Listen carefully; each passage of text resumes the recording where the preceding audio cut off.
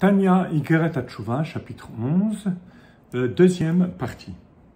Dans la première partie du chapitre 11, on a expliqué comment il peut y avoir en même temps l'amour et la crainte, en même temps l'amertume et la simcha, donc en même temps une expression de la tshuva tata'a et en même temps teshuva ila'a, bien que ce soit les préparations pour tshuva ila'a dont il s'agit, mais en tous les cas, amertume et simcha en même temps. Et ça c'est possible parce que ça vient de deux causes différentes. L'amertume vient de nos fautes. Et l'amour vient de la possibilité pour la neshama, dès qu'on a fait teshuva, de monter, de s'élever et de s'englober dans sa source. Malgré tout, Admor HaZaken va ajouter un autre paramètre très important pour arriver à concilier l'amertume et la simcha, c'est la confiance en Dieu. La confiance dans le pardon divin.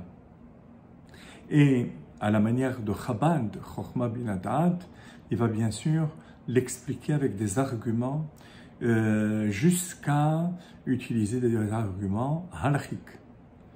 Quant à la confiance qu'on doit avoir dans le pardon divin. Et si on a cette confiance, eh ben, l'amertume elle-même conduit à la simcha. Donc il n'y a pas de tension entre une partie du cœur et l'autre partie du cœur, entre l'amertume et la simcha. On prend la page 199, donc Daf Kouf, et la preuve qu'Admor HaZaken utilise, ainsi qu'on fait la bénédiction dans chaque prière, chaque Shemona Esrei, Techef shemevakshim salach lanu, immédiatement lorsqu'on demande à Dieu de nous pardonner, Baruch ata Hashem chanun hamarbe lisloach. On bénit Dieu en employant le nom de Dieu, la bracha, qui nous a pardonné, qu'il est miséricordieux et qui pardonne. Et pourtant, théoriquement, il devrait y avoir un doute. Peut-être que Dieu va accepter la tchouva. Peut-être qu'il ne va pas l'accepter. Peut-être qu'il ne va pas l'accepter tout de suite. Et ça fait que brachot laquelle, normalement, on a une règle. Lorsqu'il y a un doute, si on doit faire une bracha ou pas, on ne la fait pas. Mishum chash bracha levatala. De peur de prononcer le nom de Dieu en vain. Il y a une autre opinion qui dit que la raison à cela, pourquoi dans un cas de doute on ne fait pas la bracha, parce que les brachot ont été institués par les rabbanan, les rabbins. Et on a une règle, ça fait que brachot lehakel, que lorsqu'il y a un doute, sveka des rabbanan les kula, que lorsqu'il y a un doute quant à l'accomplissement d'une mitzvah des rabbanan, on peut s'abstenir. Mais bien sûr, il n'y a pas lieu de rapporter cette opinion ici, parce qu'ici, c'est pas l'argument, c'est pas qu'on peut s'abstenir, c'est qu'on n'a pas le droit. On n'a pas le droit de faire la bracha. Et donc, on doit s'abstenir de faire la bracha. Parce que ce qu'on veut prouver, c'est que le pardon est certain. Et s'il y avait le moindre doute, il y aurait une crainte de faire une bracha inutile, et donc on aurait le devoir de ne pas faire la bracha.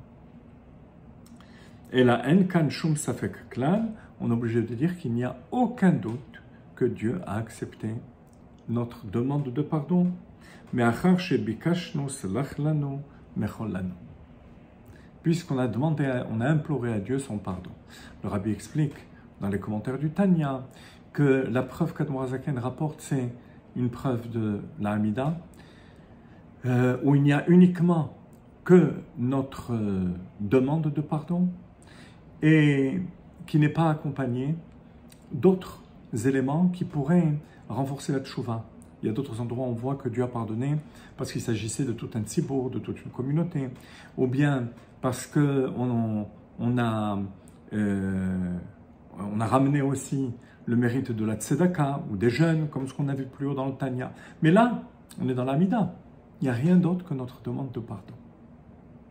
Donc, on doit être sûr et certain que suite à l'amertume, le bout de cette amertume, qui est la demande du pardon, va amener l'expiation de nos fautes.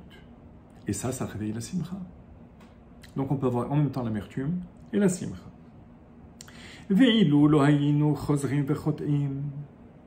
Et si on ne fautait pas après avoir prié,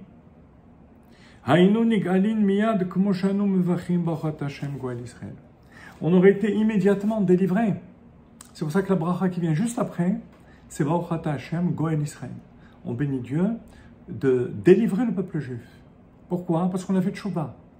Et que par rapport à cette tchouva, on est sûr et certain qu'elle a été acceptée. Donc il y a les Goula qui vient après. Le problème, c'est que malheureusement, la faute revient et qu'on peut retomber dans la faute et donc la tchouva n'était pas complète. Et ça, dit Admor HaZaken, c'est pas seulement la conduite divine, mais c'est même la conduite que Dieu exige de l'homme.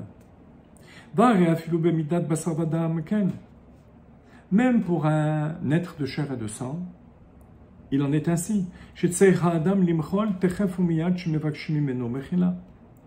personne a le devoir de pardonner immédiatement lorsqu'on lui a demandé pardon. Il ne doit pas être cruel, parce que la cruauté, ça n'existe pas dans la nature du juif.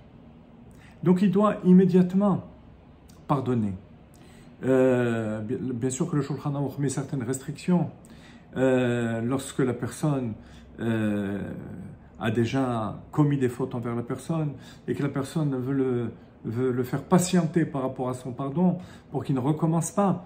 Mais ça ne change rien parce que la décision a été prise de lui pardonner. Ce qu'il faut en aucun cas, c'est garder la rancune envers la personne qui a commis une faute envers nous et ne pas vouloir pardonner. Il faut que le pardon soit immédiat, la décision du pardon. Yad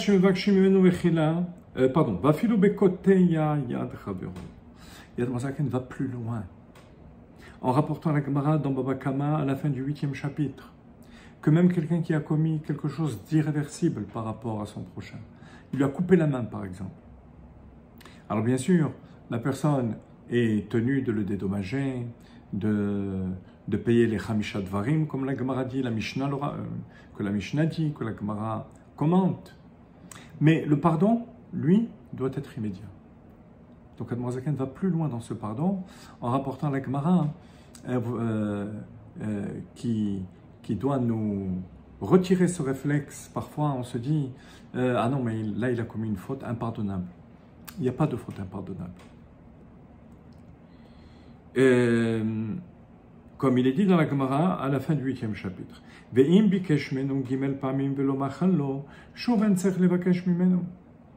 Et le pardon, c'est quelque chose de tellement nécessaire que si la personne lui a demandé 3 fois pardon et qu'il a refusé, l'autre n'est plus tenu de demander pardon. Parce que pourquoi? Ce qui prouve que quelle que soit la faute, parce que la Gemara ne fait pas de différence entre une faute grave ou pas grave, au bout de 3 fois, la personne qui a commis le mal n'est plus tenue de demander pardon. Ce qui veut dire qu'on avait le devoir de pardonner. Alors si Akadosh Baruch Hu, la Torah demande ça d'un homme avec toutes ses faiblesses, à plus forte raison vis-à-vis d'Akadosh Baruch Hu, qu'immédiatement lorsqu'on lui demande Selach lanu avinu kichatanu et qu'on est amer de nos fautes, donc que la chouva est sincère, qu'Akadosh Baruch Hu pardonne.